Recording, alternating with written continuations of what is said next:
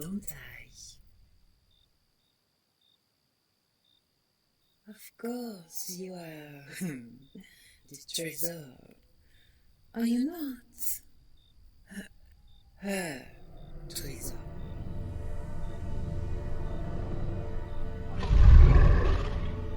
Oh, this is to impress me. Consider me impressed. Look at you. You are much scalier, much larger.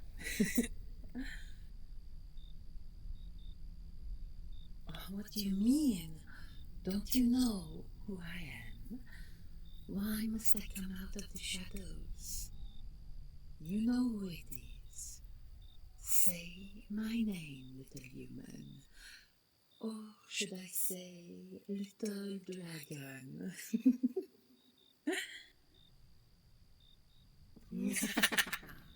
So you do recognize the voice. I wondered if you would. How has the goddess been treating you? I see she has changed your form. She didn't like you all soft on two legs. She had to change you to look like her. Oh, you did this to yourself. Oh, bon sang, the things we do for love. It is love, isn't it? You are sure?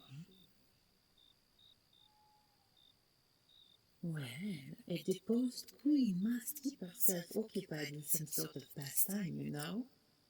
Meddling in the love life of a former, what do we call you? Courtier. It just helps occupy the hours. So many hours for me now. Yes, such a long time to live out my shame.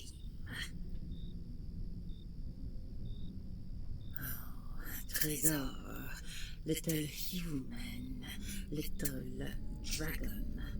Isn't it so evident to you? I have an eternity to live out my shame, but no longer in my beautiful, golden, strong body. No more to feel the wind moving over my perfect winged shoulders, my luxurious fur. Now I am this, little more than a whisper of what I once was, doomed to live in the in-between times, the dusk, the dark spaces. But this form certainly has its advantages, such as making me much swifter and granting me powers of flight beyond anything I had when I was alive. What do you think, Shushu? Does it suit me? How do I look? All silver and wispy. It's not the gold I'm used to, but it has a certain appeal, no? Oh, sorry. Oh, you would get a little chilly when I come close, wouldn't you? Now tell me, does your mistress still keep you in that terrible, dank cave?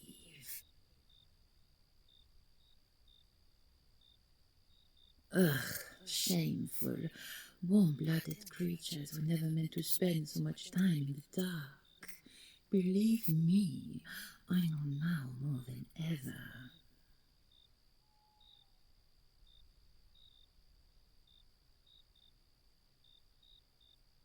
Ah, yes, Pauline, how is she doing?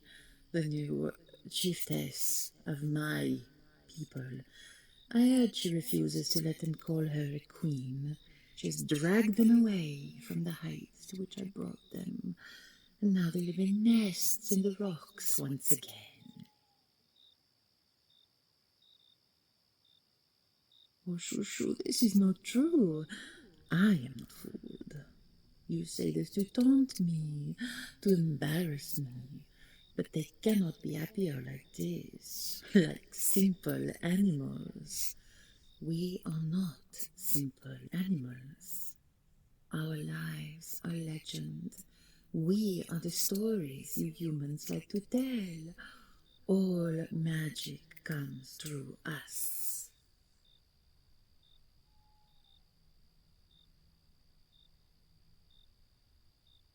Oh, how sweet, how simple, how naive you are, Chouchou.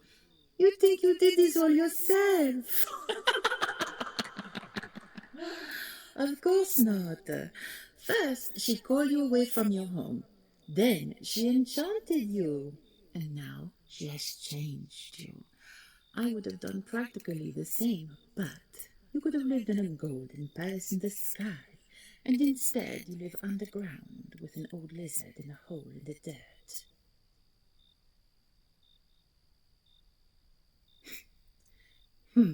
Believe whatever you like, but you should use your head, Shushu. Think, is it really possible that you, a human, transformed yourself into a dragon when no human has been born with magic for at least 1,000 years?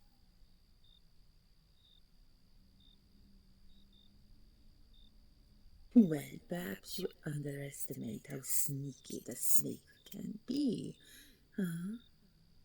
She may have given you a dose of her magic somehow. We can never know, can we?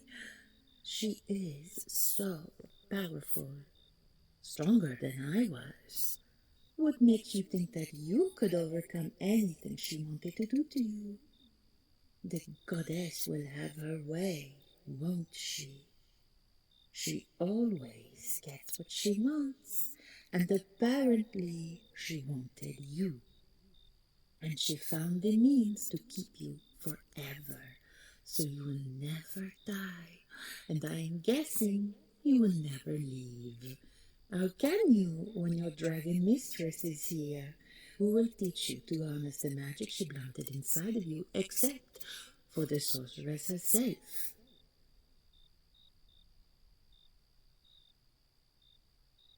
Yes, it is true, Shushu. She built the perfect trap for you. She is hoarding you like all dragons hoard their treasures, and now you can never leave.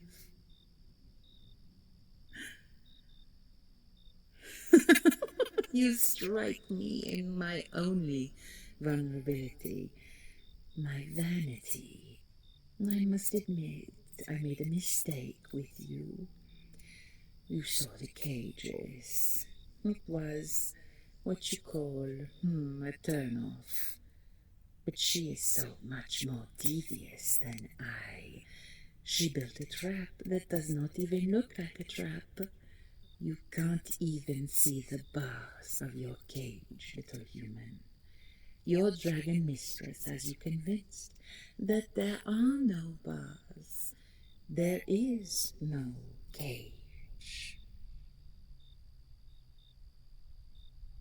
Nothing. I just wanted to see you, Shushu. See how you are. You are the only human who ever escaped me. I am simply intrigued. But to know you go crawling back to your mistress and you stay there like a little lapdog, like a little worm. It's so sweet, but so sad.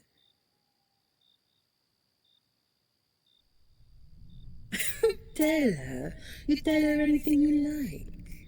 Or rather, you tell her what she wants to hear. I'm sure you have your routine. But as for me, no, I have no words for the great red dragon. I have said all I needed to say to her.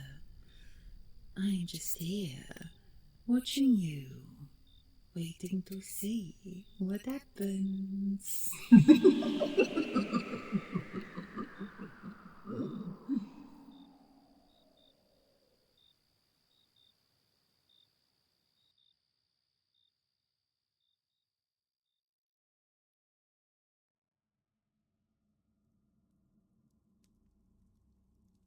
There you are. How was your walk? Or should I say, your flight? Didn't you leave here as a human?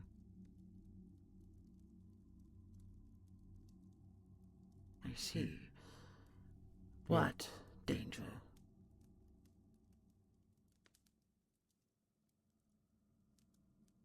Treasure? Treasure, please. Talk to me. I don't like you keeping things from me. Ever since you returned from your long voyage, you've been distant. I wish you would tell me what happened at the lonely library. Something happened, clearly, but you won't share it. What did you discover?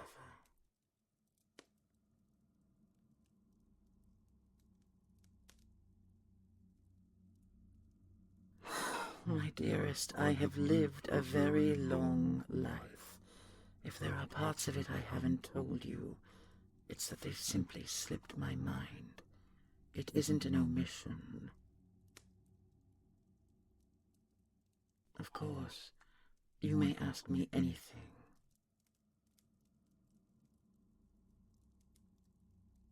Oh.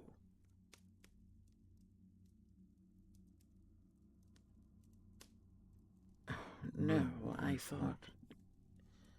I expected a question about my past, but very well. Griffins, when they die, their bodies decay into the ground like all creatures, but their spirits become rainbows. Yes, rainbows. Well, they're frivolous, flighty little things in life. You wouldn't expect them to grow suddenly more substantial in death, would you? What is it? Treasure?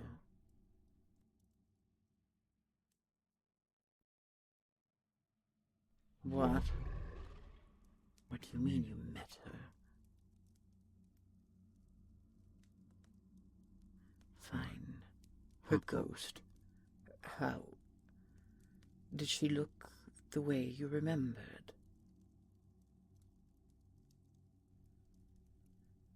Really? That's... No. It could not have been her. I promise you. Something much worse. Something much more terrifying. What could be more terrifying than the ghost of a crazed griffin queen? The unknown, my darling. That is one of the only things that truly scares me.